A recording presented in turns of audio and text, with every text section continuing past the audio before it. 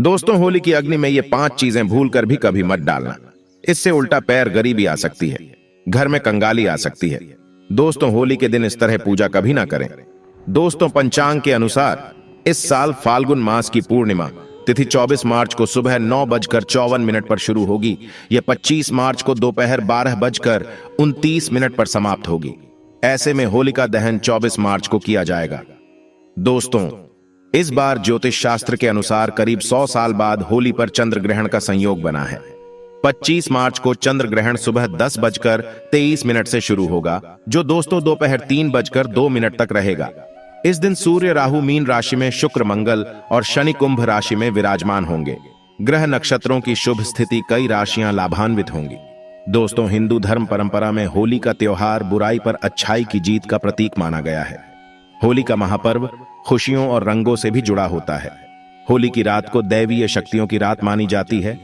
इस दिन आसुरी शक्तियों का नाश होता है और दैवीय शक्तियों का उद्गम होता है।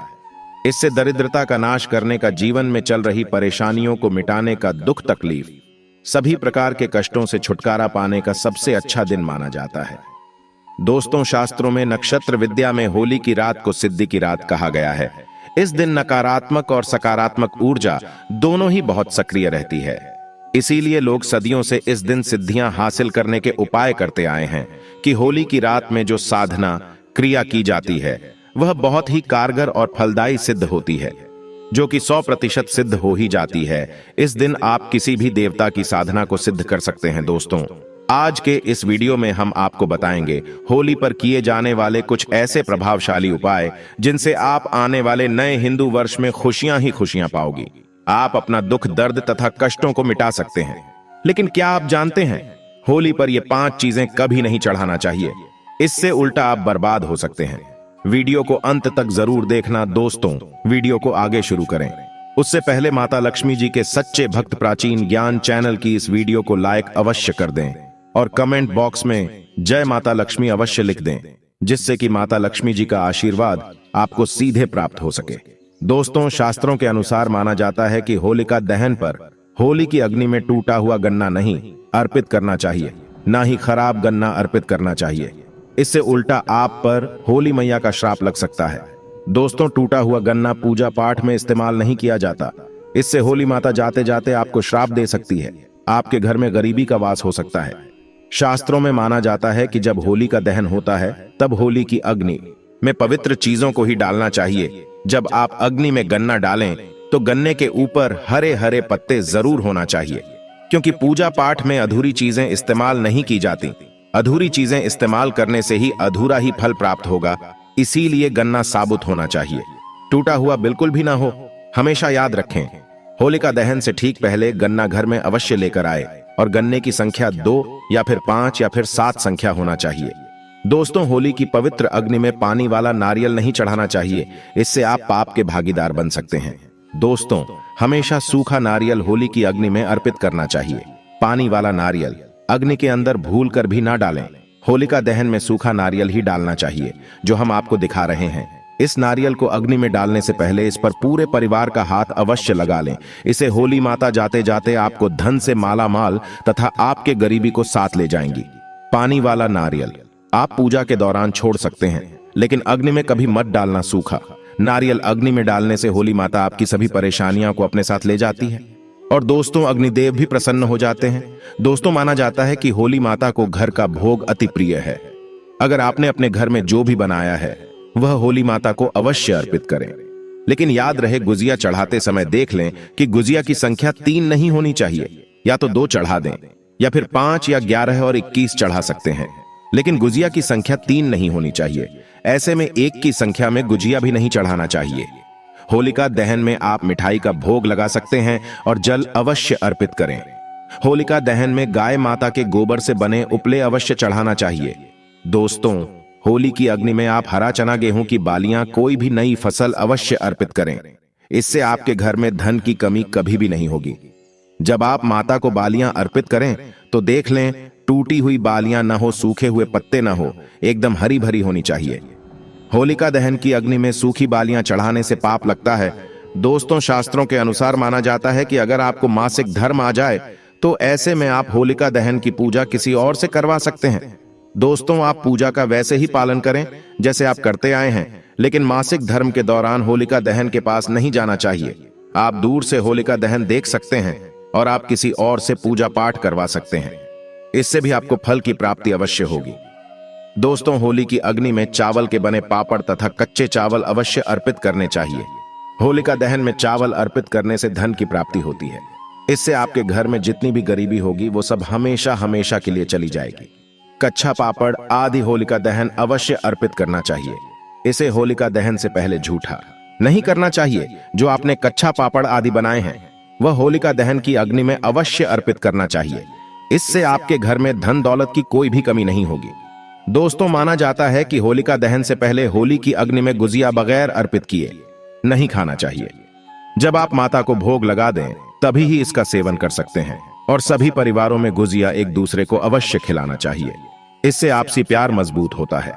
माता को भोग लगाने से पहले गुजिया झूठी ना करें। जब आप पूजा वगैरह कर लें तब उसके बाद आप गुजिया खा सकते हैं। दोस्तों, हमेशा याद रखें कि माता को गुजिया का भोग लगाने के बाद कन्याओं को गुजिया अवश्य खिलाना चाहिए और दक्षिणा भी देना चाहिए। इससे नव दुर्गा तथा माता रानी जी का आशीर्वाद आपको प्राप्त होता है। दोस्तों, इस दिन गाय माता को भोग अवश्य लगाना चाहिए। इस दिन आप गाय माता को गुजिया वगैरह अवश्य खिलाएं। गाय माता को मीठा भोग खिलाने से कई जन्मों जन्मों तक पीढ़ी दर पीढ़ी राज करती कि इससे सभी देवी देवताओं को भोग लग जाता है। इस दिन कुछ करें या न करें, गाय माता को गुजिया का भोग अवश्य लगा दें। इससे होली मैया का आशीर्वाद सदैव आप पर बना रहेगा। दोस्तों, चाहे कुछ भी हो जाए, होलिका दहन के बाद उसके अगले दिन होली की राख आपको घर में जरूर लेकर आना है और पूरे परिवार के मस्तक पर इसको लगाना है। इस राख को आप काले कपड़े में बांधकर हमेशा घर में संभाल कर रखें और छोटे बच्चों के मस्तक पर इसे तब लगाएं जब उन्हें नजर दोष लग जाए। इससे नजर दोष आपके बच्चे के आसपास भी नहीं भटकेगा। दोस्तों, होलिका दहन की राख को आप काले कपड़े में बांधकर दुकान के गल्ले में या फिर लॉकर में रख सकते हैं। इससे पैसों में बढ़ोतरी होती है। इससे आपके धन को किसी की भी बुरी नजर नहीं लगती। होली की राख से आप बहुत कुछ कर सकते हैं, जिससे आपके घर में धन दौलत सुख समृद्धि की प्राप्ति तथा नकारात्मक ऊर्जा नष्ट की जा सकती है। दोस्तों, माना जाता है दोस्तों, होली के दिन सफेद चीज कभी किसी से नहीं लेना चाहिए। इस दिन टोने टोटके प्रभावशाली माने गए हैं। इस दिन सबसे ज्यादा टोने टोटके किए जाते हैं। सफेद चीज में आपके ऊपर कोई काला जादू कर सकता है। होली के दिन आप सफेद चीज भूलकर भी किसी से मत लेना। और दोस्तों, वेद पुराण के अनुसार माना जाता है कि होली खुशियों की सौगात लेकर आती है, प्यार का प्रतीक मानी गई है। होली ऐसे में इस दिन मांस मदिरा का सेवन नहीं करना चाहिए। जो व्यक्ति होली पर मांस मदिरा का सेवन करता है तो उसकी अगली योनि कुत्ते को प्राप्त हो जाती है। ऐसा मनुष्य पीढ़ी दर पीढ़ी नरक की यात्रा भोगता है। शास्त्रों के अनुसार माना जाता है कि भगवान श्री कृष्ण जी को होली का पर्व अति प्रिय है। इसीलिए इस दिन कोई भी ऐसा कार्य नहीं करना चाहिए जिससे भगवान कृष्ण जी क्रोधित हो जाएंगे। होली पर गाली नहीं देना चाहिए। स्त्री का अपमान नहीं करना चाहिए। इस समय बिस्तर छोड़ देना चाहिए। होली के दिन ज्यादा सोना नहीं चाहिए। होली के दिन स्त्री संबंध से दूर रहें। पुराणों के अनुसार माना जाता है कि इस दिन होली अवश्य खेलना चाहिए। होली का रंग कई नकारात्मकता को अपने आप नष्ट कर देता है। इसीलिए जो मनुष्य सच्चे दिल से होली खेलता है उसके ऊपर होली मैया का आशीर्वाद सदैव बना रहता है। दोस्तों, ज्योतिष शास्त्र के अनुसार होली के दिन चांदी का सिक्का और एक छोटी सी डिब्बी खरीद कर लानी चाहिए। इसके बाद इसे एक पीले रंग के वस्त्र में हल्दी के साथ बांध दें। फिर इसे मां लक्ष्मी के पास रख दें। इसके बाद होलिका दहन के समय की राख को चांदी की डिब्बी में भर लें और अब इसे अलमारी या तिजोरी में रख लें। ऐसा करने से घर में कभी भी धन की कमी नहीं होगी। और दोस्तों, होली वाले दिन अपने घर के मुख्य द्वार पर आम या अशोक की पत्तियों से बना बंधनवार लगाएं। वास्तु के अनुसार होली के दिन ऐसा करना बहुत शुभ होता है। होली के दिन घर के मुख्य द्वार पर बंधनवार लगाना घर में सकारात्मकता लाता है। और दोस्तों, शास्त्रों के अनुसार होली के दिन बांस के पौधे को बहुत शुभ माना जाता है। ऐसे में होली के दिन 7 बांस का पौधा लाएं और इसे अपने ड्राइंग रूम या हॉल में रखें। मान्यता है जहां यह पौधा रहता है उस घर में हमेशा धन धान्य की कमी नहीं रहती है। और दोस्तों, वास्तु शास्त्र में होली के दिन धातु के कछुए को भी बहुत शुभ माना गया है। मान्यता है कि धातु का कछुआ घर में लाने से सकारात्मकता आती है, साथ ही धन की आवक बढ़ती है।